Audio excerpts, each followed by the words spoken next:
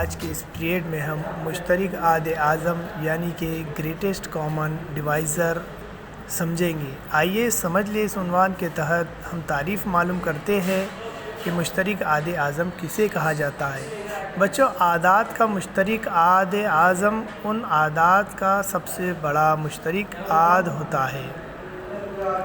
हम एक मिसाल हल करेंगे कि मुफर्रद अज़ाए ज़रबी के तरीके से 24 और 32 का मुश्तरक आद आज़म मालूम कीजिए।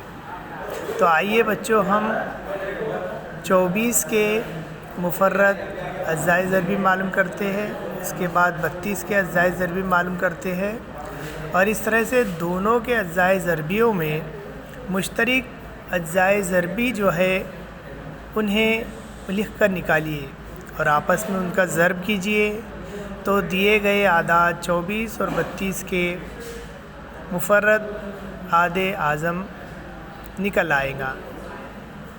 तरह दिए गए आदाद के अज्जाए ज़रबियों में मुश्तरक आद निकाले जाते हैं और उनका आपस में ज़रब करने पर दिए गए आदाद का मुश्तरक आद आज़म हासिल होता है। आप ये याद रखिए।